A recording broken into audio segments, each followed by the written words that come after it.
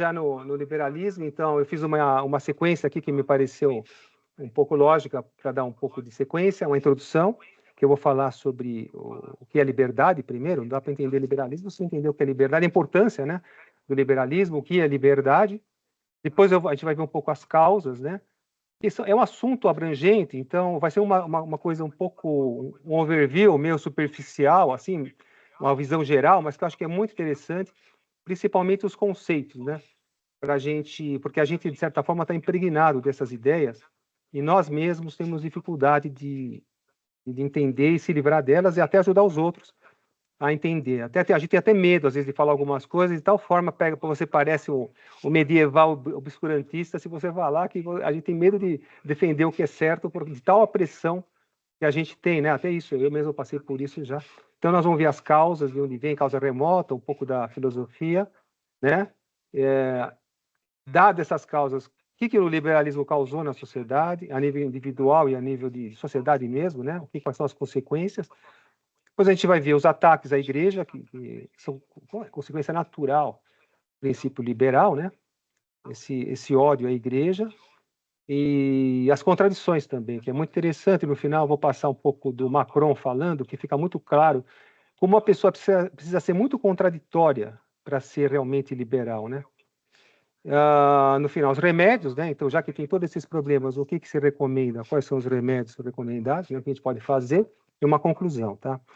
Tem muitos livros, tem um texto que eu fiz em Word, que não vai estar aparecendo aí no PowerPoint, mas até eu peço para vocês, se vocês quiserem, tiverem interesse, eu posso passar para vocês, que tem bastante, uma bibliografia extensa, não que eu tenha lido todos os livros também, as encíclicas que foram escritas, que vocês quiserem, vocês peçam que eu passo para o Silvio e ele passa para vocês por e-mail, por WhatsApp, que tem é bastante interessante para estudar, tá? Tanto a nível de encíclica, quanto os livros, que são muitos livros, vários livros bons, que vale muito a pena estudar esse assunto. Então vamos já para... Conforme vocês tiverem pergunta, por favor, vai me interrompendo aí. Então, então a importância do tema. Vou começar com a importância, né? A introdução à importância do tema. A gente só entende o mundo moderno, tudo que está acontecendo, toda essa desgraça que acontece hoje, mesmo os movimentos como o nazismo, como o comunismo, como esse Estado totalitário, a gente só vai... toda essa libertinagem que tem hoje, todo esse mundo podre que a gente vive, se nós entendermos realmente o que é o liberalismo, né? É de lá que vem todos esses males aí. Um liberal provavelmente vai negar que isso tenha consequência no dia de hoje, né? Mas o fato é que isso é a pura verdade, né? Esses princípios que causaram toda essas desgraças do mundo moderno. E nós vamos ver que eu estou vendo aqui algumas coisas só para lembrar, para não esquecer o que for interessante, então eu estou com o texto também. Quando nós vamos ver que a liberdade, que esse liberalismo, que eles dizem que é uma liberdade para o ser humano, na verdade é um pretexto, né? Na verdade, não se quer, de fato, a liberdade verdadeira. O que nós vamos ver é só uma ideologia e que não traz liberdade nenhuma. Então, por que é importante estudar? Primeiro, para nós mesmos, não deixar se contaminar pelo liberalismo, pelas ideias liberais, que é muito comum hoje, entre católicos também, e às vezes a gente mal percebe, nós estamos defendendo algumas ideias dessas, e mesmo pessoas que escreveram livros, estudaram o tema, que tem livros excelentes, têm posições que são consequência do liberalismo que elas defendem. Por exemplo, um francês lá que defende o Maurras da ação católica, que na verdade era um nacionalista, que era uma consequência do liberalismo, nacionalismo, mas defende o Maurras, defende... Ou, por exemplo, um católico aqui no Brasil que vai lá na Avenida Paulista defender o Bolsonaro, e não lamentar, né? Você pode até votar no Bolsonaro lamentando, mas você defender o Bolsonaro mesmo, essa direita falsa, ou qualquer tipo de direita falsa de hoje, é uma consequência de um liberalismo, de uma posição contaminada. Mesmo que você não seja um defensor do liberalismo, né? Enquanto tal, você está agindo de acordo com esses princípios. Então, para nós mesmos, para a gente entender bem e para a gente não se deixar contaminar e para ter coragem e força para argumentar, porque, como eu disse, a gente está tão impregnado que parece que a gente não pode defender certas posições. Por exemplo, Hoje em dia, falar que tem que ter união igreja e Estado, você não tem, dificilmente alguém tem coragem de falar, porque você vai ser tratado como um doido, que isso foi de outra época. Mas é isso que tem que ser mesmo. Isso é uma coisa muito natural, muito lógica. Mas nós vamos tratar disso mais para frente, ok? Então, primeiro, essa é a importância do tema. O que é liberdade, então? Vamos entrar no conceito de liberdade. Existem duas liberdades, na verdade, a liberdade moral e a liberdade psicológica. A liberdade moral é um grande dom que Deus deu para nós, que é a própria capacidade que nós temos de decidir pelos nossos próprios atos, né? Então, uma coisa importante a compreender é que o fim do ser humano, nossa finalidade última, isso não está dada. Desculpa, não está aberta. A finalidade última, como nós somos criaturas de Deus, é Deus mesmo, e isso não se escolhe. A finalidade última ninguém deveria escolher. A finalidade última é conhecer, amar, servir a Deus e ir para o céu, né? Então, o que nós escolhemos, na verdade, nessa liberdade moral? Veja bem, entenda a liberdade moral como algo que foi dado por Deus para a natureza humana. E essa possibilidade de nós escolhermos meios para atingir esse fim, que é o próprio do ser humano. Então, não é algo que é dado por Deus, que é uma grande, vamos dizer assim, dignidade do ser humano, de ser capaz de escolher os próprios atos, entendeu? Então, por exemplo, um animal, um cachorro. O cachorro não escolhe quando ele vai comer lá, ele vê lá uma ração, lá, sei lá, uma comida, ele não vai lá pegar a comida, vai pesar para ver quantas calorias tem, porque ele está meio gordinho, e se vale a pena comer aquela comida ou não, se tem uma outra coisa mais que vai passar as calorias do dia dele. Ele vai lá e come, né? Ele come por instinto. Então, um animal, é isso que faz a diferença entre um animal, puramente um animal, e um animal racional. É o fato de nós deliberarmos, de nós podermos escolher e nós decidirmos por uma coisa ou outra, né? Por um meio ou outro. Então, eu posso decidir se eu vou ser engenheiro, se eu vou ser médico, se eu vou ser padre, se eu vou ficar solteiro, se eu vou casar. Todas essas decisões, vamos dizer, esses meios, são lícitos, mas desde que sejam, né, direcionados ao fim último. Então, essa capacidade do ser humano, que diferencia dos animais, que é a liberdade moral, é essa capacidade que nós temos, que vem dada por Deus para o próprio ser humano, de escolher esses meios. A liberdade psicológica já seria equivalente ao livre-arbítrio. Na verdade, é essa possibilidade que nós temos de escolher meios ou até fins, mas que não são aqueles que são, vamos dizer assim, próprios nossos, de acordo com o que Deus fez. Não é próprio da liberdade moral que foi dada para nós. É nós podermos escolher fins, fins ou meios que não são bons, e que seria, na verdade, uma corrupção da liberdade. Isso não é propriamente a liberdade como Deus deu. Isso é uma corrupção da liberdade. É algo negativo, né? Não é isso que foi dado para nós. Então, quando nós fazemos uma escolha errada, nós não estamos usando a nossa liberdade como deveríamos. Nós estamos usando da liberdade, mal da liberdade, quer dizer, a gente está corrompendo o uso da liberdade. Uma coisa negativa. O Santo Agostinho fala que se fosse próprio do ser humano, vamos dizer, da essência do ser humano, poder escolher entre bem e mal, então Deus não seria perfeito. Porque Deus é totalmente livre, né? E ele não pode escolher o mal, nem o meio mal, nem um fim mal. E, no entanto, ele é totalmente livre. Ou seja, Deus é um ser livre, apesar dele não poder escolher o mal. Então, não é o fato de poder escolher entre o bem e o mal que faz com que nós tenhamos mais dignidade, ou que nós sejamos mais completos, mais perfeitos. Isso é algo que Deus deu para o ser humano, uma grande dignidade, mas não é próprio da liberdade. Não é essencial da liberdade. Então, vamos continuar, né? Então, não sei se depois, se tiver alguma dúvida, vocês façam perguntas, mas essa distinção primeira é importante. Saber da liberdade moral e da liberdade psicológica, a diferença entre as duas, tá certo? Agora vamos entrar propriamente no que é liberalismo. Então, o liberalismo, ele é eu já vou resumir, que é uma ideologia, mas que você poderia pensar assim, que poderíamos dizer que existe desde o início. Quem seria o primeiro? Tem um autor que diz que o primeiro liberal foi Lúcifer. Porque o que é o liberalismo? É colocar a vontade própria, a vontade da pessoa, do ser humano, acima de qualquer coisa.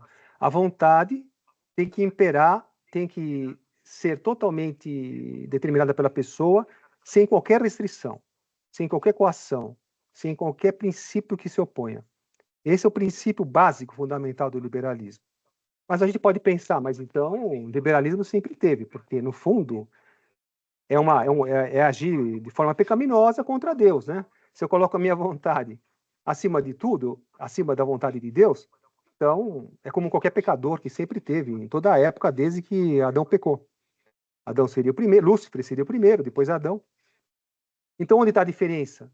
A diferença é que o liberalismo não é apenas o fato de você querer fazer a sua própria vontade, mas é uma ideologia que foi sendo construída aos poucos, como a gente vai ver depois, né? E que começou na economia e na política, mas que depois virou uma espécie, a gente pode colocar isso num termo de um guarda-chuva, porque ela acabou contaminando todas as áreas, a arte, a política, a economia e tudo. De tal forma que os pensadores, principalmente os ingleses, né, o Locke, o Hume, aqueles pensadores todos, o Rousseau, Adam Smith, todos aqueles, Montesquieu, todos os franceses também, né, que pensaram, assim, esquematizaram doutrinariamente o liberalismo, com as ideias do liberalismo, né, foram construindo isso. Hoje, já não precisa mais alguém para teorizar sobre isso, porque o liberalismo já está difundido totalmente na sociedade, não há mais necessidade de alguém fazer uma defesa, um corpo de doutrina para que defender o liberalismo. Ele já está presente na sociedade inteira e nas nações, nos governos. Então, o que acontece? Ele é uma ideologia, uma forma de ver o mundo que embarca todas as áreas, né? Todas as áreas, e não só as pessoas, como as nações também. Então, essa é uma diferença, é uma ideologia difundida e que penetrou todos os segmentos. Nós podemos dizer, então, no slide eu coloquei aí, está aparecendo essa parte o próximo slide, eu vou passar. Só uma coisa antes. Esse termo liberalismo ele não existia, não surgiu assim como liberalismo. Na verdade, o que começou até com Lutero, vamos dizer assim, até antes, a gente pode procurar causas mais remotas, no final da Idade Média, mas o termo liberalismo se diz que é uma tal de Madame Stael, lá, no século XVIII, ela teria cunhado esse termo liberalismo, né? Ela que definiu esse termo liberalismo, mas na verdade antes não tinha esse nome, né? Eram simplesmente doutrinas que começou com a política, aquela questão dos três poderes, da separação da igreja com o Estado. Então essas ideias elas foram surgindo, foram sendo teorizados, até aparecer esse termo que ela deu, essa Madame de Stael teria dado esse termo liberalismo, mas o fato é que as ideias foram surgindo, e livros e teorias de uma sociedade que prescinde, que não precisa mais, que não se apoia em Deus, nem na lei divina, nem na lei natural. Então, é uma sociedade que vai correr por conta própria, construindo um mundo que seria um mundo perfeito, de liberdade, sem aquelas amarras, sem um controle, uma coerção.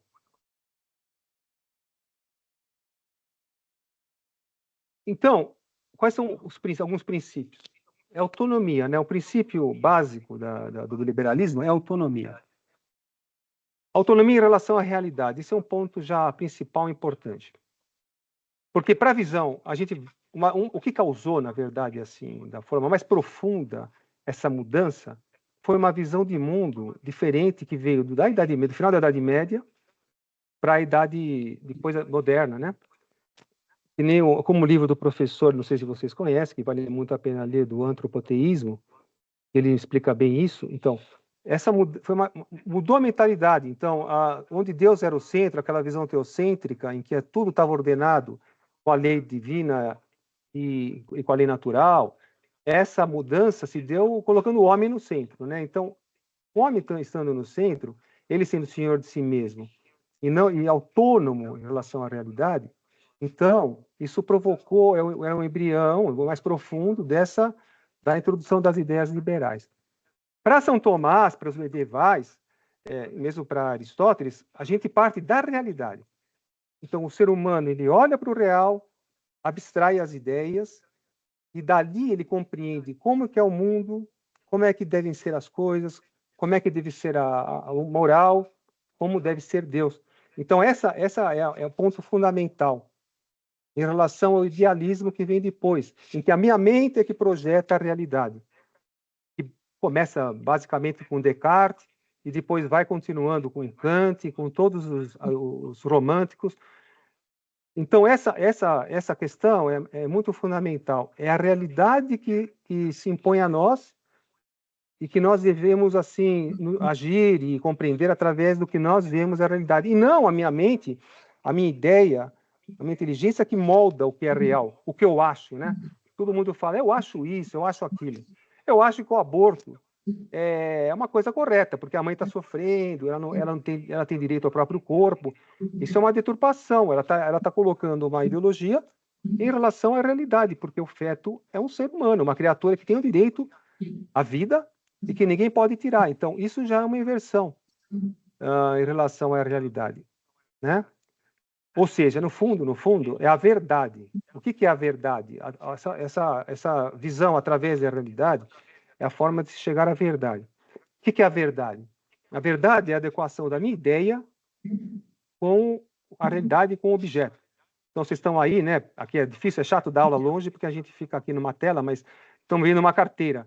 Quando eu vejo uma carteira e eu vejo aquilo como uma carteira e não como um elefante, então é sinal que eu estou captando a realidade corretamente. Eu estou tendo a ideia do objeto correto. Quando eu digo que um feto é um ser humano, eu estou tendo a ideia correta em relação à realidade. Aquilo é um ser humano e não pode ser morto, não pode ser assassinado. Então, isso mudou, né? Isso mudou com o idealismo. Mas, então, isso é fundamental. E outra coisa interessante é o seguinte, essa ideia de carteira, ou a ideia de um cachorro, vamos dizer, ou de um cavalo, é a mesma ideia que está na mente divina. Então, quando eu vejo um cavalo, entendo como cavalo, eu uno a minha inteligência à inteligência de Deus, vamos dizer assim, a sabedoria divina. Então, isso provoca uma união nossa com Deus, através da mesma ideia da verdade, da realidade, como ela é. E o liberalismo vai se basear em princípios opostos, que na verdade não é a realidade que eu tenho que captar e abstrair, mas eu, com a minha mente, é que eu vou interpretar o que é a realidade. A minha mente é que vai dizer o que é o real. Outro ponto é a autonomia em relação ao bem. Então, o que é o bem e o que é o mal? Ah, não, o que é bem é o que eu acho, bem é o que eu quero fazer. Eu quero ficar drogado e morrer de overdose, o problema é meu. O bem é o que decido, é o bem para mim. A minha vontade vai imperar, independentemente de algo de certo ou errado. Eu que faço a moral. Autonomia das paixões em relação à razão. Eu quero fazer as coisas, eu percebo que aquilo está me destruindo, mas eu vou fazer porque eu quero, porque a minha vontade impera. Agora morreu lá o roqueiro Ozzy Osbourne. Ficou drogado muito tempo. Ele mesmo percebeu que pediu ajuda, porque ele estava, uma vez eu li um pouco sobre ele, pediu ajuda, se casou lá com uma mulher, para sair do buraco, porque ele percebeu que ele estava se destruindo. Então, quando você dá essa autonomia, não tem freio, então as suas paixões vão te dominar, né? Em todos os aspectos. Seja um drogado, seja um viciado em qualquer coisa. Que é um ponto interessante, porque a liberdade que eles pregam, na verdade, leva à escravidão, né? Quando você está viciado em uma paixão, você está escravo da paixão, você não está mais livre. Então, essa liberdade apregoada por eles, que você pode fazer o que você quiser, na verdade, vai te aprisionar, né? Autonomia em relação à autoridade, que é claríssimo. Então, já que eu mando, a minha vontade é que impera, eu não tenho que obedecer ninguém. Eu não tenho que obedecer ao pai, eu não tenho que obedecer ao professor. Professor é colaborador, não é mais professor. Eu fico em nível de igualdade. Eu lembro de uma vez, eu vi um vídeo lá do Mao Tse Tung, numa aula, E ele pegava as pessoas, colocava numa praça, o povo lá, pegava os professores das escolas, colocava na fila da frente, e vinha alguém do Partido Comunista, pegava ele pelo cabelo, puxava a cabeça para trás e fala: olha o que você não é mais que ninguém. Você não pensa que você é um professor, que você é alguma coisa? Humilhava o professor na frente de todo mundo. Então, isso é fruto do liberalismo. Por mais que o liberal vai dizer, não, a Revolução Francesa é maravilhosa, trouxe a liberdade.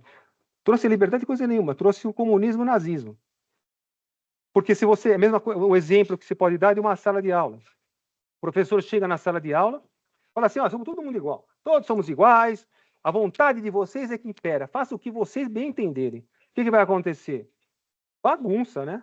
Não vai ficar todo mundo quietinho lá, então vamos prestar atenção na aula e tal. Vai começar uma bagunça enorme. Aí, o que nem o professor falava, o mais forte lá quer ter aula, vamos supor que alguém é mais fortinho quer ter aula, e o magrinho está atrapalhando, o que ele vai lá? Ele dá uns bofetões no magrinho e fala, eu quero ter aula, meu pai quer que eu assista a aula. E começa uma bagunça total. Solução qual que é? É a força.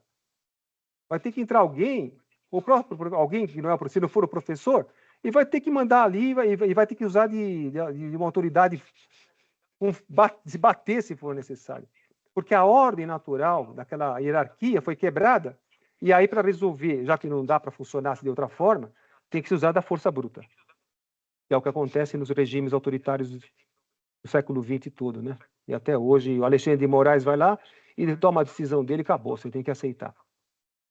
Então vem a força. E, por fim, né, autonomia em relação a Deus e Cristo e a Igreja, que é o ponto crucial. É o rompimento de qualquer vínculo com Deus, com Cristo e a Igreja. É a independência, a autonomia total. Em relação... Agora, o que acontece? Existe uma... Qual é a relação do catolicismo com o liberalismo, né? É a oposição completa e total. Então, os princípios do catolicismo são completamente opostos ao princípio liberal. Daí que vem o choque e daí que vem o ataque à igreja, né? Evidentemente. Por quê? A base do catolicismo é a obediência a Deus. Eu coloquei umas frases aí do Evangelho, tem várias outras, né? Daria para pôr um monte de frases do Nosso Senhor, falando sobre obediência. Ele sempre falava de obediência. Então, por exemplo, Jesus se humilhou, feito obediente até a morte. Samuel disse, porventura quer o Senhor holocaustos e vítimas, e não quer antes que se obedeça a sua voz? A obediência vale mais que as vítimas. E a docilidade vale mais que a gordura dos carneiros. Quer dizer, a submissão a Deus, como Nosso Senhor mesmo fazia, é o central, né? Uma coisa central do catolicismo, que é justamente o que o liberalismo vai romper. Eu não obedeço a ninguém, eu obedeço a mim mesmo. Pois Nosso Senhor fala, desci do céu não para fazer a minha vontade, mas a vontade daquele que me enviou. Bom, e no Pai Nosso também, né? Seja feita a vossa vontade, aí tem muitos e muitos passagens que o Nosso Senhor sempre fala da obediência ao Pai. Eu fiz uma tabela, peguei de um dos livros, que depois eu falei para vocês da bibliografia, é um espanhol chamado Andrés Garcia, que tem alguns livros que eu não li, infelizmente, eu não achei, eu não conseguiria comprar, mas parecem muito bons. Ele ataca o liberalismo com toda a força. Tem uma tabela nesse livro que dá uma correspondência do catolicismo com o liberalismo, porque há os católicos ditos liberais, né? Que ele chama de sectários, porque não existe católico liberal. Você não pode ser católico e ter nenhum princípio liberal.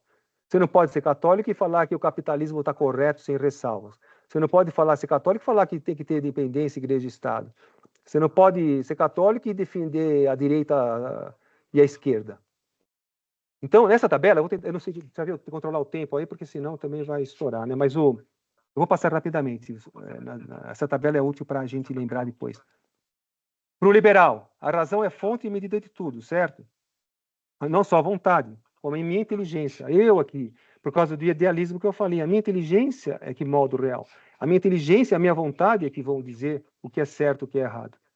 Para o católico, não. A gente se submete ao real, né, à realidade, e também ao que Deus revelou, ao que é sobrenatural. Nossa inteligência submetida, ela serve à verdade e à realidade. Outro, o raciocínio individual é autônomo. Então, eu vou me basear só no que eu penso. Então, o Descartes falou, penso, logo existo, vai começar daqui. O Kant também dizia que a filosofia anterior não servia para nada, ele ia pensar tudo de novo. O católico não, ele pensa em tudo, ele se baseia em tudo que já foi pensado antes. tanto na filosofia como na que a igreja ensina. É como se diz, né? Como alguém disse, você sobe em ombro de gigantes. Você não vai descobrir nada do zero, como queria Descartes e Kant. Você baseia em muita coisa que foi dita lá pela filosofia grega, por São Tomás, pela igreja, pela escolástica e tudo mais. Terceiro, autonomia da vontade, como eu falei. Evidentemente, né, para o liberal, e para o católico, não. A gente depende da lei e a gente quer o bem comum. A minha vontade é dependente de uma lei, né, da lei correta, e de fazer o bem. O quarto, ateísmo, depois ateísmo e panteísmo. Poderia até ser panteísmo e gnose aqui, né? Ou Deus é um Deus estranho ao mundo, ou Deus está equivalente ao mundo. O mundo é divino. Evidentemente, para o catolicismo, não. Deus é um Deus que é distinto do mundo, mas ele tem uma certa analogia com o mundo. Não é totalmente distinto e não se identifica. Ele não é totalmente estranho, mas também não é igual. Ele tem uma analogia, ele tem uma semelhança, tem coisas de Deus impressas no mundo, né? De tal forma que, pelas coisas criadas, nós podemos compreender Deus, como diz São Paulo. 5. O homem é autossuficiente. Eu basto a mim mesmo, o que eu faço é o que interessa. E, no caso do catolicismo, não. Porque o único ser que realmente não depende de ninguém é Deus. Ele é o ser necessário. Outra liberdade, né? A liberdade é um fim em si mesmo. O liberalismo, o liberal, a liberdade. A minha liberdade é que está acima de tudo. Eu tenho que ser livre para fazer o que eu quiser. Enquanto para o católico, não. É uma liberdade, como eu disse, né? É um meio para obter o único bem final mesmo. Você pode ter bens intermediários, mas o bem último está dado já. Então, essa liberdade é para chegar no bem final, que é Deus, o céu, né? Depois, sétimo, liberdade é essencialmente independente. Isso para o liberal, né? Enquanto para o católico, ela depende de quem? Liberdade. A minha liberdade não é assim, independentemente de qualquer coisa. Depende da autoridade, depende da lei, das leis corretas, depende de manter a ordem nas coisas. O 8, independência. Diz que eles dizem que para ser digno, você precisa ser livre, né? Se eu não tiver a minha própria vontade e eu fizer o que eu quiser, pensar o que eu quiser, eu não vou ser digno. Isso vai abalar minha dignidade. Eu sou um ser racional, então eu tenho que pensar livremente, o livre pensador, né? E, na verdade, não é essa a dignidade do ser humano. A dignidade do ser humano é se aperfeiçoar na vida natural e sobrenatural, na ordem da graça. 9, o homem é essencialmente bom. Aqui é interessante que também é o Rousseau, né? Nós vamos perceber no final do discurso do Macron como ele se baseia nisso. Olha, tem que ser... Vocês têm liberdade, tá? Mas você tem que ter responsabilidade também. Vocês são tudo muito bonzinho, muito responsável. Então é liberdade, mas não é de qualquer jeito. É porque o homem é bom, né? Então ele vai saber se comportar. Então a gente vê hoje muito isso, né? No PCC, nas quadrilhas, nos assassinatos, como o homem realmente você deixa ele solto, como ele age bem, né? Evidentemente que para o católico ele não existe isso. O homem tem pecado original e tende ao mal. A gente precisa ter freio, né? Essa liberdade não pode ser, não tem essa autonomia. Sem freio, quem é pai aí, tem filho, sabe muito bem. Sem freio, vira um monstro e não tem jeito, não existe essa. Você chega pro teu filho e fala, ó, você que é muito bonzinho, faz o que você quiser, tá? Eu não vou te dar ordem nenhuma, nunca vou te punir por nada. O 10º, o progresso é fatal. O progresso está acontecendo, tecnologia, inteligência artificial, não tem jeito. E não, católico não. Você deveria ter o progresso na medida em que isso vai te levar ao que é os bens que te levam para o céu, né? Pois, evidentemente, o 11 é a igualdade. Para o liberalismo, a igualdade que é importante. Por que a igualdade para eles é fundamental, que levou ao comunismo? Porque ninguém pode mandar em mim. Se é a minha vontade que impera, como é que eu vou aceitar a ordem de alguém? Como é que tem alguém em cima de mim mandando? Não pode ter, tem que ser todo mundo igual. Enquanto que na Igreja Católica, evidentemente, tem hierarquia e organização. A ordem, como nós vamos ver para frente, faz parte, é muito importante a ordem que Deus pôs no universo, por vários motivos. O 12 é o individualismo, né? Então, se o liberalismo vai propagar esse individualismo, né? Cada um faz o que quer, vira essa anarquia, essa bagunça, e no caso do católico, não. A hierarquia tem que estar na natureza, né? Como Nosso Senhor fala para Pilatos, nenhum poder seria dado se não fosse dado do alto, né? O poder vem de cima, a hierarquia é querida por Deus e está na natureza, e é a única maneira das coisas funcionarem bem. É como você pegar uma máquina de lavar e, em vez de usar o manual, em vez de você colocar água, você coloca chumbo na máquina para lavar roupa. Não vai dar certo. Ou se, em vez de colocar óleo no motor, você coloca pasta dental. É claro que não vai funcionar, porque o manual ali tem que funcionar de acordo com as regras do manual. O 13 é a licença infinita, faz o que quiser, cada um faz o que quiser, isso que interessa, isso que importa. Para o católico, não, né? Eu vou fazer o quê? Eu vou fazer aquilo que é de acordo com a minha finalidade, aquilo que é racional. Porque o 14 aqui, né? É o número que importa, o povo. Então, você destrui, por exemplo, na votação. Antes era a votação, era uma família, né? Votava por famílias. O pai da família que votava, por exemplo, se tivesse que fazer uma votação. Ou as pessoas mais sábias. Agora não. Agora, todo mundo tem o mesmo direito do voto. Todo mundo, o pai, a mãe, o filho, todo mundo individualizado, atomizado. A família, toda a família que tinha essa unidade perde a unidade. E no final, evidentemente, a maçonaria, né? Do lado liberal, que trabalhou muito, e a Igreja Católica do outro lado, né? Uma coisa que eu passei rapidamente antes, mas é bom entender que a vontade, assim, a gente não age que nem um animal, né? A gente age de acordo com a razão. Quer dizer, a gente primeiro faz juízo sobre a realidade, e aí nós vemos o que é bom, o que não é, o que é adequado, o que não é. Não é adequado eu comer demais, porque isso vai me fazer mal. Ou não é adequado eu fazer tal carreira, escolher tal carreira, porque aquilo não vai me dar um rendimento que eu vou precisar depois, por exemplo. Então, esse é um bem conforme a nossa razão, não é só conforme a vontade. Então, nós chegamos à conclusão que a vontade também é um bem conforme a razão, né? Então, a nossa vontade, a alma é uma só, né? Não pode falar que a alma tem inteligência, vontade e sensibilidade, mas a alma é uma só. Não é que tem a inteligência de um lado e devido à alma, a vontade está pensando outra coisa. A alma é uma só. Só que quem de fato age com a liberdade é a vontade. Nós compreendemos muitas coisas, mas quem define o exercício da liberdade está na vontade. E tem um livro muito bom que eu queria indicar para vocês, quem não conhece ainda, se quiser anotar, e eu posso passar depois aí o texto, mas chama Psicologia da Fé, do padre Leonel Franca. Eu gostei muito desse livro, porque ele mostra vários casos, dá vários exemplos, de pessoas que compreendem com inteligência a verdade, mas quando vai se converter, ela para. E quem que para? É justamente a vontade. Porque na hora da vontade exercer essa liberdade em busca do bem, que ela compreendeu com inteligência, ela para.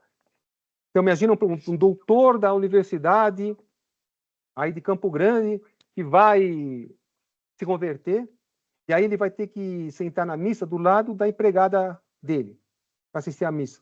Ou que ele vai ter que se ajoelhar no confessionário, ele que é o doutor da universidade. E os outros, todo mundo zombando dele. Ficou louco. É um carola, o coitado. Né? Vai perder o prestígio. Então, o que vai acontecer? A pessoa não se converte por causa disso. A vontade bloqueia. E a vontade que está o exercício da liberdade para fazer o bem. E aí que está o problema.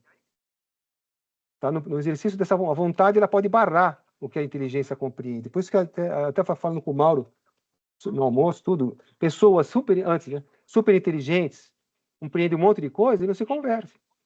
Porque o bloqueio está na vontade. Ela está vendo o que é o certo, mas ela não se converte. Então, para entender um pouco também das leis, né, como é que funcionam as leis, como é que deveria ser o exercício da lei. Então, tem uma hierarquia nas leis. A mais alta é a lei eterna, propriamente é a vontade de Deus.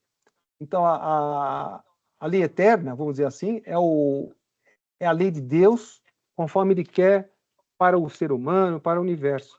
É a vontade dele. Essa vontade se expressa na natureza, que é a lei natural. A lei das coisas, como funciona a natureza, é a lei natural para o homem. E você tem uma criança, quando nasce, já tem essa lei natural. Ela é tabula rasa, ela nasce sem conhecimento, mas ela nasce com os princípios da lei natural. Que a vida é um bem e deve ser preservada, que a vida intelectual é um bem e deve ser preservada, e que a vida da espécie é um bem e deve ser preservada. Tem um artigo muito bom do professor no site Mofor que explica isso e mostra como é desses 3 princípios que são inatos. Essa nasce com isso já, saem os 10 mandamentos. Eu não vou falar aqui agora porque não dá tempo, né? Mas isso já está em nós. Então, uma pessoa lá, ó, um ímpio, ele sabe que não pode matar o outro, porque ele não quer que mate a ele também. Ele sabe como ele tem que agir, porque ele não quer que façam não quer que esse mal ou que essa injustiça seja feita para ele. Então, essa lei natural já está inscrita no ser humano. Não precisa ficar ensinando. Em seguida, vem a lei positiva, né? Pode ser divina e humana. A lei positiva deriva da lei natural, deveria derivar, né? Ou seja, a lei positiva, a lei que se faz no Congresso, no Legislativo, ela deveria sempre se apoiar na lei natural e na lei divina, evidentemente. Deus é o criador de tudo. E a ele que tudo deve se submeter, às leis, né, também.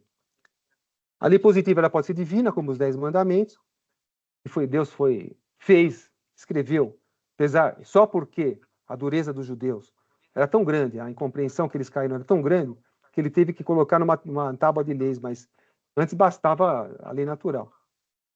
E a lei humana que são as leis mesmo, né? São aprovadas que, por causa da Revolução Francesa, por causa do liberalismo, virou uma lei escrita, o que era uma lei costumeira.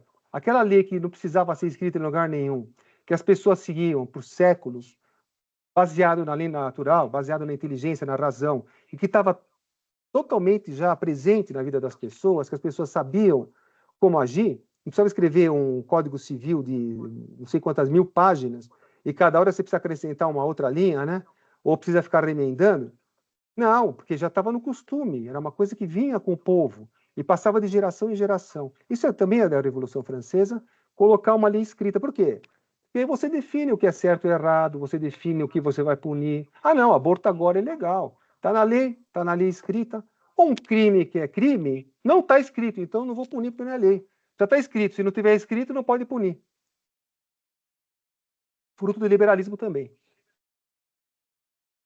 Então, vamos para as causas agora. As causas, então, a gente pode, que nem eu tinha falado antes, a gente pode pensar de uma forma mais profunda nessa mudança de mentalidade que veio da Idade Média, que era centrada em Deus, no antropoteísmo, e a Idade Moderna, que veio lá com o fim da Idade Média, com o Renascimento, com Lutero, com os Descartes, Kant e tudo mais depois. O que o homem está no centro, né? Então, eu misturei os dois aqui, mas o antropoteísmo, essa ideia de que o homem está no centro, começou a germinar no final da Idade Média, e a filosofia foi acompanhando com esses autores que eu falei, né? Essa filosofia com a ideologia do idealismo, quer dizer, essa inversão. A realidade se impõe, não. A minha ideia é que se impõe. Isso seria a causa mais profunda, né? É como eu falei, a gente está passando por cima, é uma visão geral, né? É claro que você tem esses assuntos aí, você pode desmembrar e teria que aulas e aulas e aulas para falar. Estou dando só uma coisa mais genérica, mas foi isso. E o que fez, na verdade, essa mudança foi o antropoteísmo e a filosofia que acompanhou, mas isso depois foi expresso através das revoluções. Isso desencadeou as revoluções. Dado que o homem está no centro, então começa a mudar os comportamentos, começa a mudar também as nações, a monarquia, que antes o rei, uma coisa importantíssima. Na Idade Média, existiam vários níveis entre o rei e a pessoa mais simples. Né? Existiam lá as corporações, tinha os 3 níveis, os 3 estados, o clero, a nobreza e o povo, mas o povo tinha vários, tinha as corporações de ofício, os artesãos, os burgueses, depois vinha na outra camada acima os nobres, e todas essas corporações tinham os barões, os condes, os duques. Isso criava um colchão, vários colchões de proteção para o indivíduo. Então, o rei ele tinha pouco poder. O rei, basicamente, era um juiz, né, na Idade Média. Ele não tinha como entrar num condado, num ducado lá e fazer o que ele bem entendesse. Não existia Alexandre de Moraes, não existia lá um ditador comunista. Ele tinha que seguir as regras e ele não tinha todo esse poder. Justamente essas proteções é que faziam com que o indivíduo não fosse esmagado. A Idade Média durou 1000 anos com essa ordem, justamente por causa dessa organização em camadas. Família, né? Família. Outra coisa, por exemplo, na Alemanha, tinha 400 estados ou nações dentro do que hoje é a Alemanha. Cada uma com a sua língua, com a sua roupa, com a sua moeda, com o seu jeito de ser. Então, existiam muitas e muitas uma riqueza cultural e de falta de centralização que causa e níveis intermediários que impedia essa pressão através do superior para quem está embaixo, né? Tem muita riqueza, diversidade de culturas, de roupas, tudo isso foi, é claro que evidentemente tinha que destruir isso daí, né? Você não consegue fazer o que o liberalismo queria, ou o idealismo, tudo isso que veio, sem destruir a Idade Média, porque a Idade Média não permitiria que isso fosse feito. E as três revoluções, que não sei se você já conhece ou não, é muito comentado por vários, né, filósofos e papas e tudo. As três revoluções, elas foram a colocação em prática disso na marra, né? Porque isso não ia mudar sem violência e sem força. Uma coisa natural e tão bem organizada só vai poder ser destruído com muita força. E as três revoluções vão fazer esse papel. São a Reforma Protestante, a Revolução Francesa e a Revolução Russa. Qual é a ideia? Existe uma lógica aqui, né? Uma lógica diabólica nessa sequência das revoluções. Quem fala sobre isso é Pio XII, num discurso muito interessante. Começa com a Reforma Protestante, que é uma coisa interessante. O princípio desse individualismo, de cada um ler a Bíblia sem precisar de alguém para explicar, cada um independente, já é um germe desse princípio liberal, né? Cada um lê a Bíblia como quiser, não precisa de papa, não precisa de padre, não precisa de igreja. Então, na Reforma Protestante, Pio XII diz: aceitam Cristo. O Lutero aceita Cristo, mas não a igreja. Então a igreja perde força. Na Revolução Francesa, eles acreditavam na divindade maçônica, né? Na deusa razão. Teve o culto da deusa razão em Notre Dame, mas um deus maçônico, um deus panteísta ou gnóstico, mas não Cristo. Então aí foi Cristo que foi colocado de lado. Só que aí o que aconteceu? Ainda tinha Deus.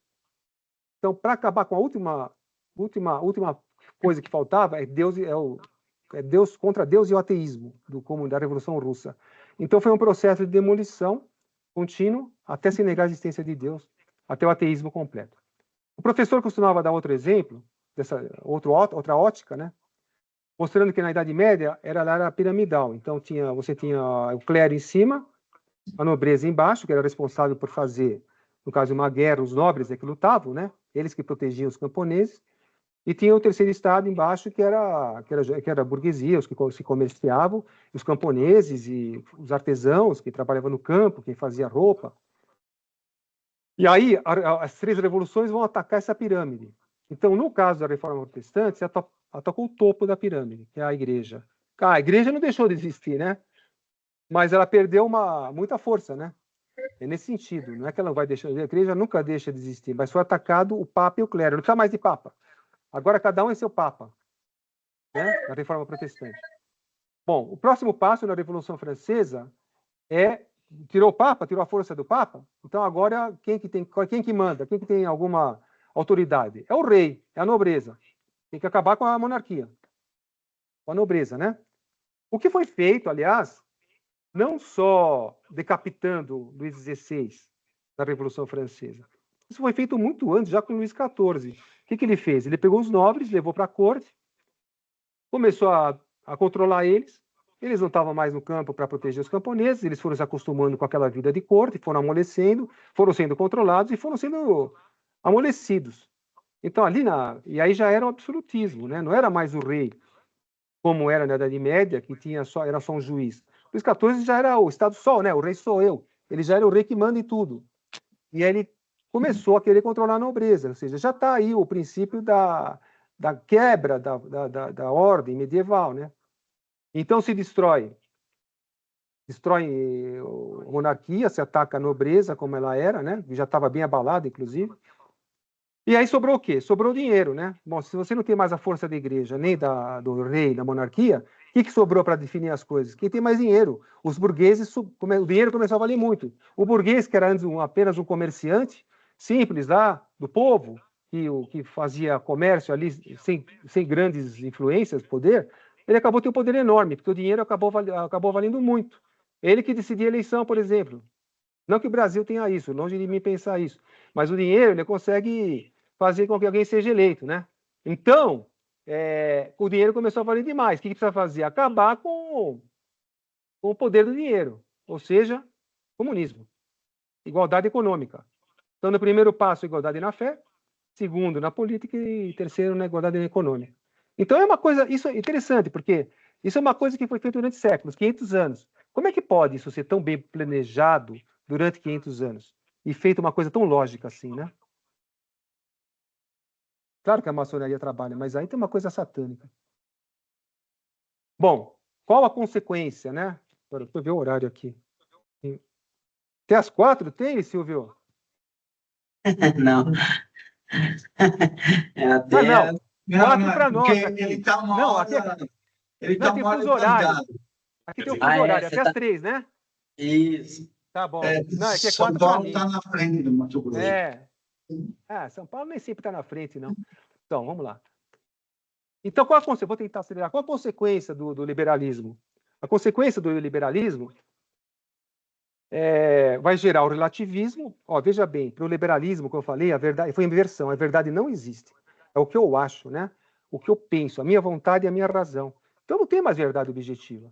Eu cansei de ver gente, aluno, indo na casa do professor e falando assim: ah, professor, eu acho isso aqui. Ele falou: o que você acha não interessa. Aí vem o exemplo do chorão no avesso aí, do Mauro aí.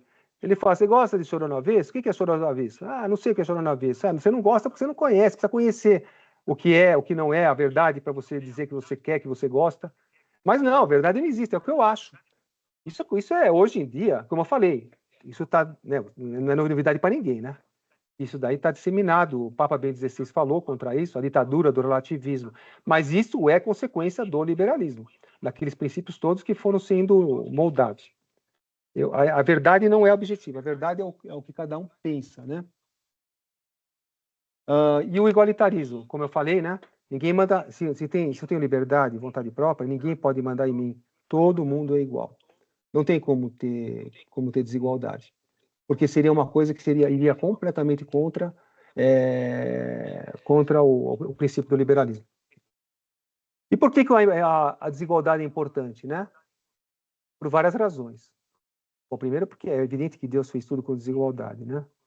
Mesmo entre os apóstolos, tinha um que ele amava mais, que era São João, e o outro que era outro motivo, o Papa foi Pedro, que dava mais autoridade, e assim vai. Deus não ama as pessoas igualmente e não existe igualdade na natureza, tudo é feito com desigualdade. Justamente porque permite a ordem, né? Então, quando a gente vê o mundo como ele é, todo ordenado, cada coisa é ordenada em si, e a ordem que tem em geral, que é uma das provas da existência de Deus, inclusive, né? Você vendo essa ordem, você chega à conclusão que Deus existe. Então, e não dá para ordenar, não dá para deixar de ter bagunça, confusão, se não tiver ordem. A ordem é necessária para que haja uma paz e um funcionamento de tudo, né? Se eu inverto as coisas, eu pego o meu coração e coloco no lugar do fígado, e o fígado no lugar do coração, eu vou morrer, né? Cada peça, vamos dizer assim, tem o seu papel e ele funciona de acordo com o todo, para que tudo funcione. Então, a desigualdade permite a ordem. Se eu pegar, que nem ele falava assim, professor também, pega 10 garrafas de Coca-Cola iguais e pede para alguém pôr em ordem, não dá para pôr em ordem. Se todo mundo não existisse toda essa diversidade na criação, que permite que a gente compreenda as perfeições de Deus, se todo mundo fosse uma pedra igual, o universo inteiro que Deus criou foram um monte de pedras iguais, isso teria alguma coisa sobre Deus, diria muito pouco sobre Deus. Mas a forma como ele criou os minerais, os vegetais, os animais, o homem, os anjos, isso permite compreender muito mais sobre a beleza, sobre quem Deus é, a inteligência, a sabedoria de Deus também. Segundo, que a desigualdade permite a caridade, evidentemente. Se todo mundo é igual, um que sabe mais não vai ensinar quem sabe menos. O que tem mais poder, mais dinheiro, por exemplo, vai ajudar quem tem menos dinheiro. Então, através da desigualdade que é exercida a caridade. Em terceiro lugar, a desigualdade, como eu falei já, permite conhecer melhor a Deus. Através da criação, inclusive se chega, como Aristóteles, né, que era um pagão, chegou às provas da existência de Deus, bastante olhando simplesmente a realidade, ele chegou que existe um ser que é o ato puro, impressionante. Outra consequência, bom, a consequência no indivíduo, evidentemente, são as paixões. Isso não precisa nem explicar, que é muito óbvio, né? Apesar que se você fala com um liberal, ele vai negar. Mas se você dá liberdade para as pessoas, ela põe a vontade dela acima de tudo, nós temos o quê? Século XXI. E cada um está fazendo o que quer, todo mundo fazendo as coisas mais loucas, as pessoas sendo completamente desequilibradas, dominadas pelas paixões, se suicidando como nunca. Evidentemente, a consequência do liberalismo é isso aí. Outra na sociedade, a ditadura, como eu falei. Então, é evidente que se você, como eu falei, se você tem essa liberdade, cada um faz o que quer, é evidente que isso vai gerar ditadura.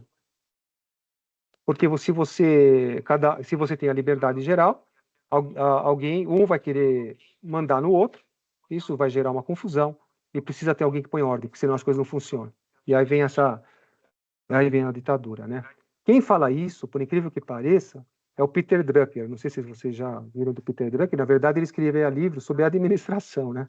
Mas ele fala com todas as letras que o liberalismo tem uma ligação direta do liberalismo com todas as totalitarismos modernos, com o nazismo, com o comunismo.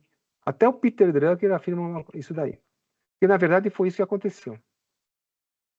Outra coisa, como você não pode, ninguém quer ser ensinado, é difícil alguém se colocar como ensinando o outro, porque as pessoas não querem aceitar que se viole assim a liberdade intelectual dela e a vontade dela.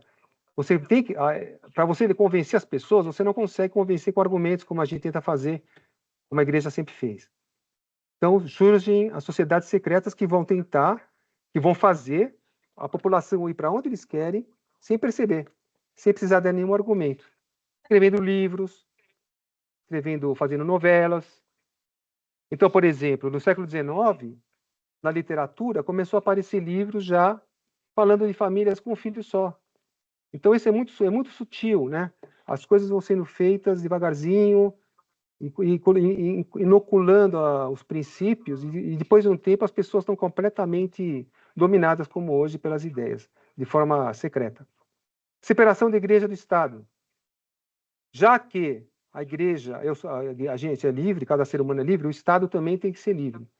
Então, como é que você pode ter uma igreja ligada ao Estado? Uma igreja entre todas as que podem existir.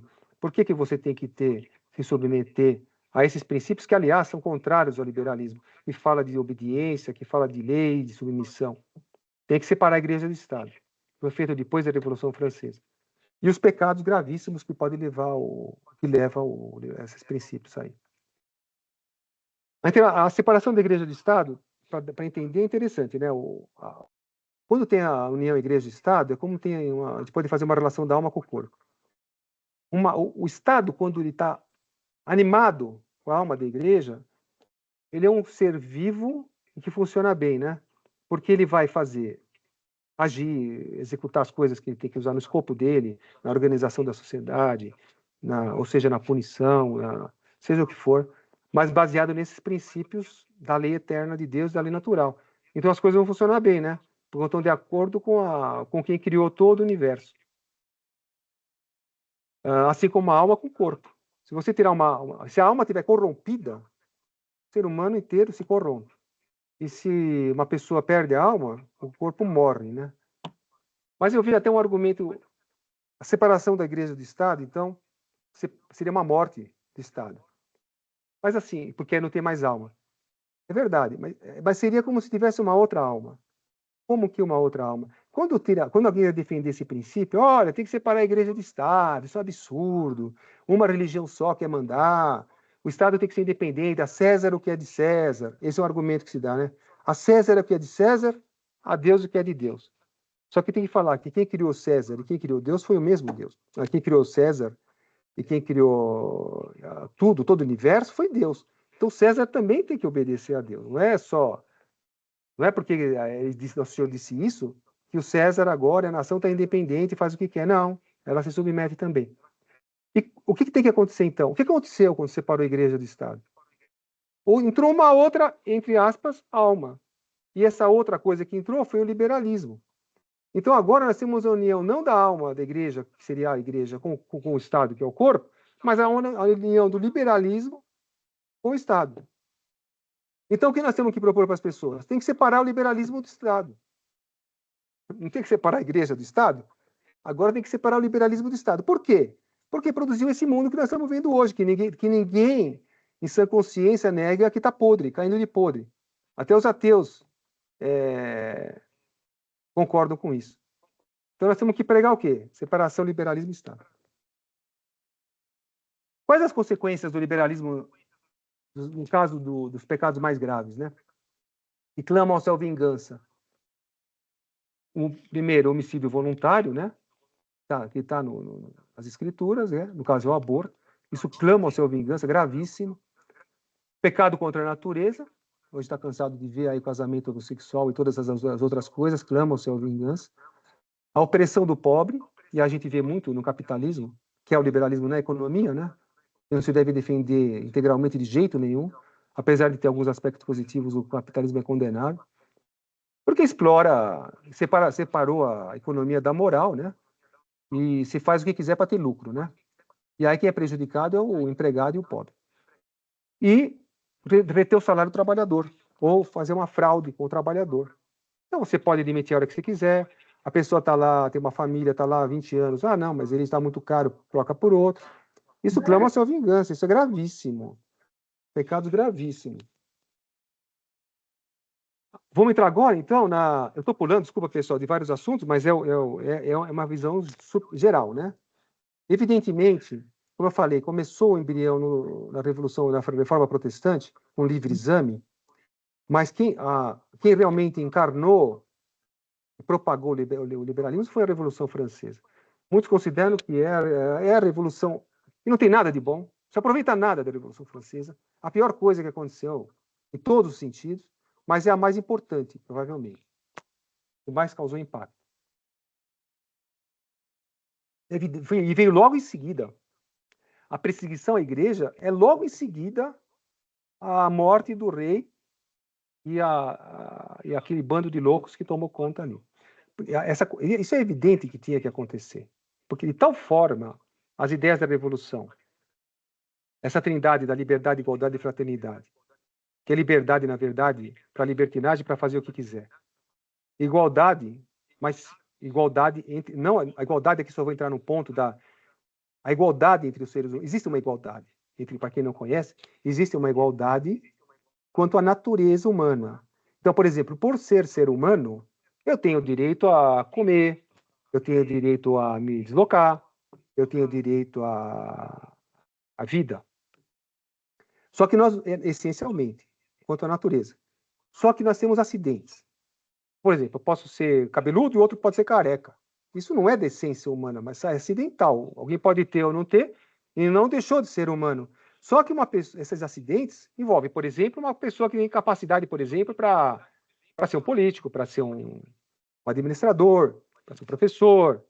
Esses acidentes tornam as pessoas desiguais. E esses acidentes é que permitem que haja ordem na sociedade entre os seres humanos. Então, existe uma igualdade, mas não do jeito que eles falam.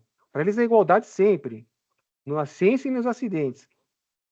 Enquanto que a igualdade, na verdade, é só na essência, na natureza. Nos acidentes, há desigualdade.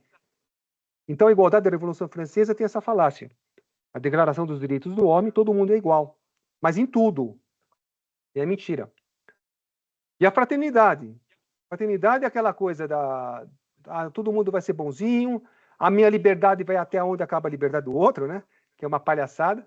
E porque você não define nada, se você fala que a minha liberdade vai até a liberdade do outro. Primeiro, onde acaba a liberdade do outro? Quem define onde acaba a liberdade do outro? Isso é uma coisa completamente vaga. É como se fosse assim, vocês, sociedade, vamos viver aqui um mundinho que a gente vai criar, todo mundo vai ser bem livre, faz o que quiser. Só que se alguém pisar no calo do outro, aí não pode e tal. É fazer um mundinho sem Deus, né? Então, essa fraternidade, todo mundo amiguinho, todo mundo é o homem bom do Rousseau. Então, essa tríade da Revolução Francesa é completamente falsa. Existe uma igualdade, existe uma liberdade, existe uma caridade entre as pessoas. Mas não é nada a ver com essa trindade da Revolução. Então, evidentemente, a primeira coisa que aconteceu foi o ataque à igreja. Imediato. Essa questão da Vandéia é uma coisa que eu vou passar por cima, é uma coisa que vale a pena estudar quem nunca estudou. É uma coisa muito escondida, dei umas aulas na sede lá sobre esse assunto. A coisa mais... É tanta brutalidade, tanta selvageria, tão satânico, que fica até difícil de falar algumas coisas que aconteceu lá. Mas eu vou dar um exemplo aqui, por exemplo, o que aconteceu, como surgiu isso aqui. A convenção, depois que mataram o rei, fizeram a convenção lá, aquele bando de louco, né? Um bando de bandido, um mais nojento que o outro, viraram os administradores da França. Robespierre, Danton, todos aqueles loucos. Lá, e eles faziam o quê? Então, eles começaram a fazer as leis e tudo mais. E chegou um momento em que eles estavam em guerra, a França estava em guerra, e precisava de gente para guerrear. Então, eles já tinham feito algumas leis contra a igreja, começaram a exigir coisas, fechar igrejas. Até aí estava sendo tolerado, apesar das pessoas se revoltarem. Mas chegou um momento que eles foram até os vandianos, os camponeses, falaram assim, olha, a partir de agora, nós vamos convocar 100 mil camponeses para lutar pela Revolução Francesa, para lutar com o exército revolucionário. Aí foi demais, né? Você vai tirar o camponês lá da terra dele, onde ele estava há séculos, para lutar pelo exército revolucionário que estava atacando a igreja. E aí eles se rebelaram. Aí começou a Guerra da Vandéia. Bom, não é o caso agora. Eles vão lutar muitas vezes, vão vencer várias batalhas, mas no final, evidentemente, não dá para ficar lutando o tempo todo com o exército revolucionário. Até daria, até para ganhar. Mas eles foram traídos pelos ingleses e toda aquela dificuldade. Eles eram apenas camponeses, vencendo várias batalhas, mas acabaram perdendo. E aqui tem um exemplo só de algumas atrocidades que foram feitas lá. Não que a atrocidade em si seja só o problema. Isso é consequência do satanismo que tinha lá. Tá dando para ouvir, Silvio? Tá sim, tá sim. Isso daí é só uma consequência do satanismo que tinha lá. Você fala com alguém que defende a Revolução Francesa liberal, ele fala, é verdade, fizeram umas coisas de louco, eles tinham alguns loucos lá, né, que faziam essas barbáries. Mas a Revolução Francesa foi um bem, né? Não, a gente tem que atar com os princípios da Revolução Francesa. Esses três, liberdade, igualdade e fraternidade, nesse sentido que eles dão. E causou toda a desgraça moderna, as guerras, os totalitarismos. Esse é o ponto central. Mas isso aqui só corrobora o fato de ser uma coisa satânica e mostrar como aqueles princípios levaram a essas loucuras. Então, por exemplo, esse aqui são do lado esquerdo, aí tem os afogamentos, chamados afogamentos de Nantes, do rio Nantes, da cidade de Nantes. Mas teve vários lugares, não foi só aí. Eles pegavam as pessoas, os camponeses, jogavam dentro de um barco, e depois eles afundavam o barco, e as pessoas que tentassem conseguir sair, os camponeses, iam lá com essa espada na ponta aí, eu esqueci como é que chama. Baioneta, né? Chegava com a baioneta e espetava a pessoa, quando ela estava tentando fugir até ela morrer. Então, por exemplo, pegava as pessoas, colocavam numa casa com criança, mulher e tudo, e punha fogo na casa inteira. Morria todo mundo queimado. Ou pegava as mulheres, colocava num caldeirão fervendo, depois que elas morriam, corria gordura, eles pegavam a gordura e faziam pasta para o fuzil do exército. Bom, eu ia falar tanta coisa aqui que eu ia perder de... É tanta coisa diabólica e satânica que a gente ia ficar um tempão falando. E à direita, aí você tem um exemplo que está no museu de uma pele de um camponês. Então, provavelmente era um camponês, um vandiano. O que eles faziam? Tinham vários costumes na França. Então, na França, era comum, tinha vários que pegavam as peles e faziam roupas. Roupas para eles vestirem, os revolucionários. E ninguém conhece isso aí, né? Ninguém fala, mesmo na França não se ensina isso. Então, por exemplo, Saint-Simon, que era o braço direito do Robespierre, que era um nojento, uma vez ele quis cortejar uma moça lá, ela não quis, ele mandou matar ela, mandou tirar a pele dela, fez um colete para ele e ele ia em Paris. E falava para todo mundo, esse colete é da fulana de tal. E ele andava para lá, para cá com o colete de pele humana da moça. E vários faziam isso. Calça, colete. Né? Isso para que eu estou mostrando? Não é? Na verdade, a Revolução Francesa é um tema vastíssimo, muito interessante, vale a pena estudar muito, né? Mas é só para mostrar como o liberalismo, como os princípios da Revolução Francesa, além de levarem a todo mundo moderno, tinha esse satanismo e esse ódio à igreja, né? Outra que eu quis colocar como exemplo, são vários exemplos, né? Daria para colocar dezenas e dezenas de exemplos. Toda as revoluções liberais que vieram depois, Revolução do Porto, depois lá em 1840 em Paris, que teve aquela a Revolução Comunista. Começou a ter uma revolução atrás da outra, e sempre querendo mudar, colocar como ou comunismo, ou liberalismo, nacionalismo, e assim foi. Esse aqui é interessante dos cristeiros, porque os cristeiros foi aquela revolução no México, né, de 1926 a 1929, mas que foi preparada, quando você olha, ao longo de 100 anos, eles foram, eu falei da Constituição, criaram primeiro a lei escrita. Então eles tinham a Constituição, e você percebe que você vai vendo a Constituição, eles foram colocando leis aos poucos, só que as leis não eram aplicadas. Colocava uma lei, e podia atacar a igreja, assim, mudar alguma coisa na igreja, depois outra. Isso durante décadas, os maçons trabalhando. Chegou um certo momento que eles falaram, bom, agora nós vamos aplicar essas leis. Fecha igreja, proíbe missa, tem que submeter o Estado e tudo mais. Evidentemente, os católicos se rebelaram, os cristãos, e também ganharam batalhas, mas teve vários mártires e acabaram sendo, como sempre, na verdade, o que acontece? Deus quer que a gente lute, mas nem não é para ganhar, né? Muitas vezes não é para ganhar, vai perder mesmo. Mas ele quer a luta, né? E aí eles são dominados, é claro que a revolução lá é abafada, mas no fim volta as igrejas a abrirem. E no final, em 1929, tem o Emílio Gil, que era o presidente, acho que é Emílio Gil. Você lembra do nome dele? Acho que é alguma coisa assim. Um presidente lá, que estava na época, Emílio Pontes Gil. E aí o que acontece? Ele está numa praça, está falando para a maçonaria ali, abertamente, e ele fala para eles assim, olha, teve essa revolução, nós chegamos até aqui, então nós conseguimos aí vencer eles, tal, só que a igreja nunca vai ser destruída. Então nós temos que marcar a posição onde a gente chegou e tentar fazer o que dá daqui para frente. Isso é discurso público. Então, mostrando como a maçonaria trabalhou durante todo esse tempo e em todos os outros lugares, para quem acha que isso é a teoria da conspiração, para provocar todas essas revoluções. Né? Tá acabando meu tempo, né, Silvio? Quase lá. Beleza, vamos terminar. Aqui eu só ia dar um exemplo do Camboja, em que eles destroem a família no comunismo. Todo mundo conhece o que fez o comunismo, né? Eu queria só que passasse rapidinho. Passa para mim só o primeiro vídeo, eu vou ler rapidinho. Eu só quero que vocês vejam a cara de pau do Macron e onde ele está. Não precisa passar o vídeo inteiro, só mostra ele aí no hospital. Depois pode desligar, depois eu vou falar o que ele está falando. É esse? Eu não estou vendo nada. É o primeiro aí, é o primeiro que eu te mandei. O Kine Libertés, O primeiro? É esse aqui? Ele parece no hospital com a máscara. É esse mesmo. Pode passar abrir. tudo? Não. Passa só um minutinho, só para eles verem a cara de pau dele com a máscara, para mostrar que ele está no hospital. Depois eu vou ler o texto que ele fala.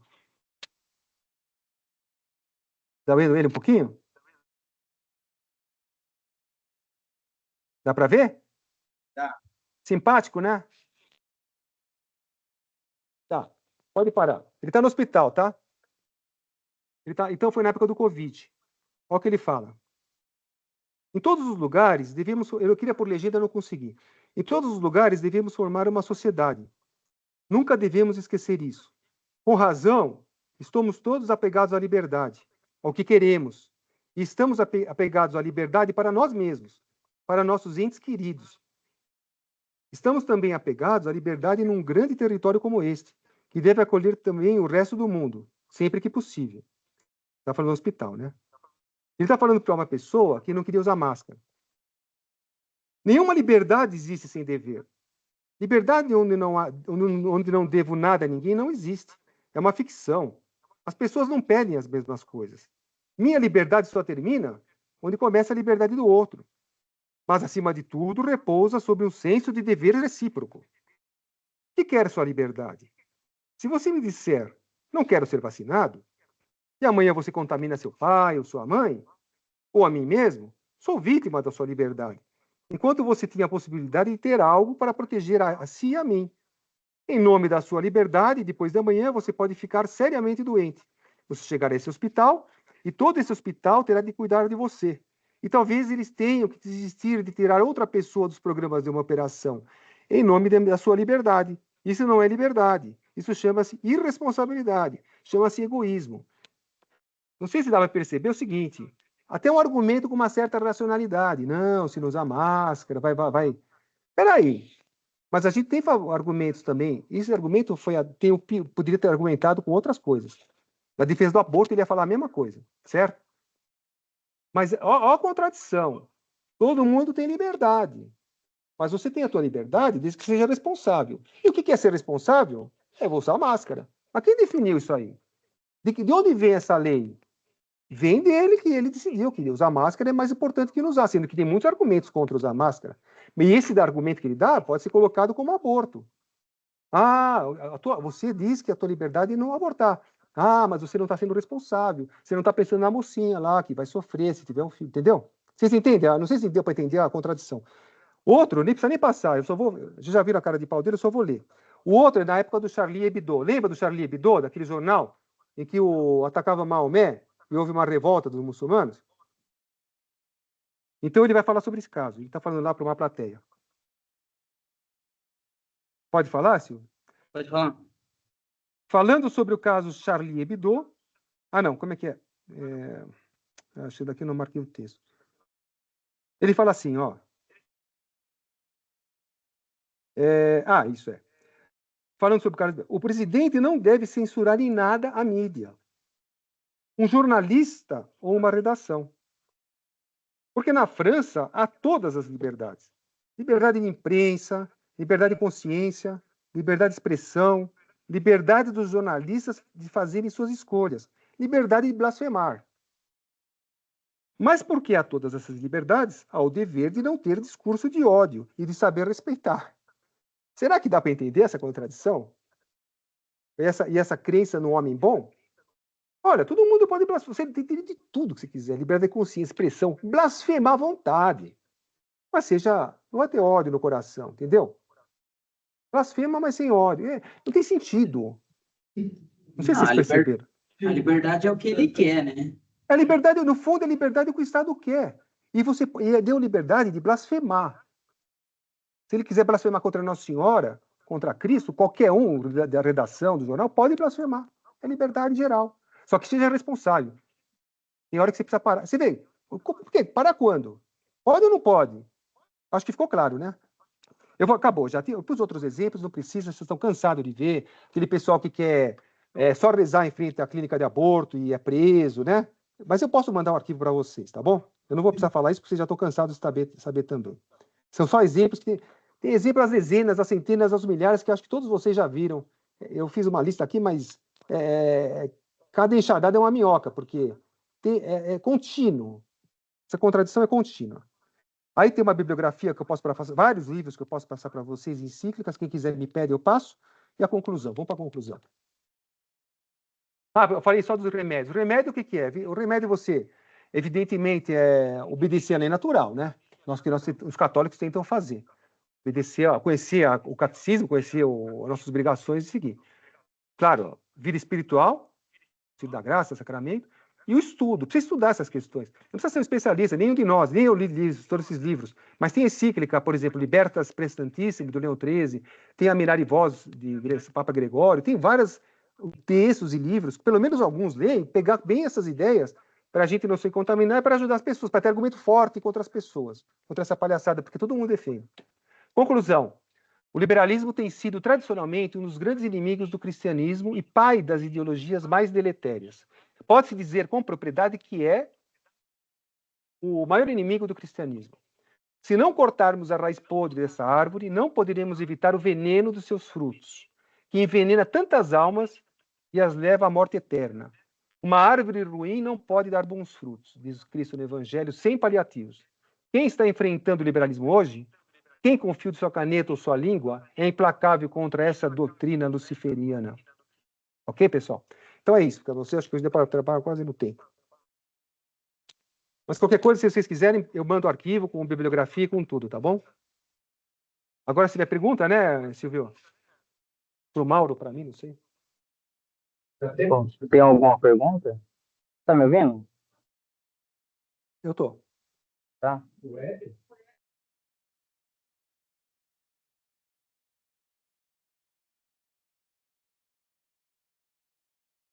Peraí, Aline. Peraí, Aline, rapidinho. Pode. Fala aí. Eu habilitei outra coisa aqui. Oi. Oi, professor. Oi. Oi. Fala aí, alguma. Tá. Tá ouvindo bem? Estou falando agora. Ah, agora sim. Tem alguma pergunta? Tem. Tá me ouvindo? Sim. Pode falar. Eu perguntei, professor, tudo bem? É a Aline. Sim. Tudo bom, Aline? Eu- Tudo bem. Tudo bem. Eu perguntei sobre por que os camponeses, né? Por que que eles odiavam tanto os camponeses, né? E não era gente deles, propriamente. Foi Sim. essa a minha pergunta. Na A verdade, Revolução Francesa e outras, né? Assim, outras. É. Na verdade, o que eles queriam é destruir aquilo que estava ali, né? Por que que acontece? Na Vandéia, quem pregou na Vandéia foi São Luís de Montfort, né? Você sabe que... Por que que eles tinham... Porque quando teve a Constituição Civil do Clero, eles obrigaram os padres, acho que você sabe, né? A jurar a Constituição. Então, os padres tinham que se submeter às ordens do governo. Tinha que fazer a missa de acordo com o que eles queriam, tinha que falar as coisas que eles queriam que falasse. É mais ou menos que nem na China hoje, tem que se submeter ao Estado revolucionário, certo? Então, eles colocaram essa lei da Constituição Civil do Clero, ou seja, a vontade, né, que eles queriam era destruir a igreja ali, a ordem que tinha lá. E como São Luís de Montfort pregou naquela região, foi uma das regiões que mais resistiu à Constituição Civil do Clero. De tal forma eles estavam bem formados, entendeu? E tinham uma fé forte. Aqueles camponeses tinham muita fé. Tanto é que eles estavam dispostos a morrer antes de que ceder. Então eles rezavam missa escondida no campo. O padre combinava com o padre, ó, vamos no campo lá. O padre falava, é tal lugar, tal hora. Eles iam lá, os camponeses. Se os revolucionários pegassem, matava todo mundo guilhotinado. Mas eles se arriscavam, iam rezar missa lá. Então, por que que esse ódio não era propriamente só o ódio aos camponeses? Era ódio a tudo que tinha de católico. E como ali era o catolicismo era muito vivo, é uma impressão que eu tenho, né? Então, eles falam, não, todos vocês vamos destruir essas aldeias. Assim que destruir aquela ordem que estava ali. Vamos levar todo mundo para morrer na guerra. 100 mil camponeses agora vão para a guerra lá. Você acha que 100 mil camponeses que estavam acostumados a lutar, se bem que eles lutaram muito bem, eles eram muito corajosos, então eles lutaram muito bem na Vendée. Mas com fuzil, eles estavam acostumados a atirar com fuzil para matar bicho.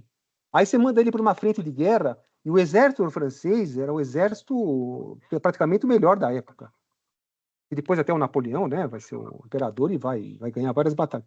E eles venciam esse exército, tudo bem, corajosos. Mas se você jogar um camponês para lutar numa guerra de verdade, talvez a chance de ele sobreviver era mínima, né? Então, tem atenção, Aline, que era uma maneira... O ódio era contra a igreja em geral, mas era uma maneira de destruir a Vandéia. Porque a Vandéia eles sabiam que a Vandéia era um centro de resistência e ia ser muito grande.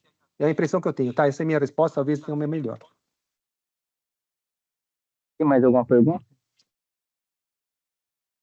Pro Mauro também, né?